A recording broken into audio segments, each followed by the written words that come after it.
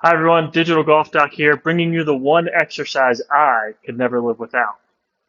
One of the best things for me working with patients and clients every day is that I get interesting questions like, if there was one exercise that you had to do for the rest of your life and you couldn't do any others, what would it be? Well, for me, it's this movement I'm going to show you called Pretzel Breathing. It has 3 stages. It has a couple of offshoots I'll add in there for you as well. So, as you probably guessed, this is the starting position. What we're going to do here is get one leg out in front of us, so it's facing directly at the camera. The other leg is going to face directly at the wall. I've got a 90-degree angle on this knee and a 90-degree angle on my back knee, which is going to add the leverage to my hips that I need to create mobility in my groin adductor region on one side and my glute posterior and lateral hip on the other side. So once we're in this position, we want to tension our fascia as well.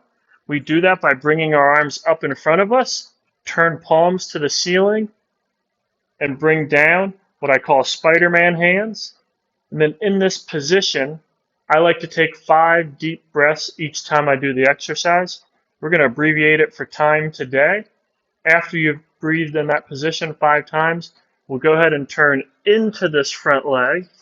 We're going to drop our forearms to the ground and have 5 breaths in this position. Now, if you're new to this exercise, you might not be able to get both forearms on the ground. That's okay. It's the first time. Keep practicing. If you can, you'll get them both down, and that's going to be the position you hang out in. After 5 breaths here, you're going to drop your arms out in front of you and try and aim your chest toward the ground. You can drop your forehead onto the mat. If you're stuck this way, what I want you to do is feel like you're aiming that armpit at the ground. And when you do that, you're going to apply that stretch to your upper back, your mid back, your lats, and some of your shoulder muscles as well. So now we've wound up our hips, we've wound up our back, and we've wound up our shoulder. There's a lot of bang for your buck there, which is why this is the one exercise I cannot live without. Now, some of you may want to do some add-ons there, especially for our golfers, tennis players. You need a lot of hip internal rotation. So what you would do after those positions is come back up, do an internal rotation lift. So knee presses into the ground, foot comes off the ground, and then we set back down. And we can repeat that usually 10 to 15 times. If you can't get it in this upright position, you can lean out this way, and it'll make it easier.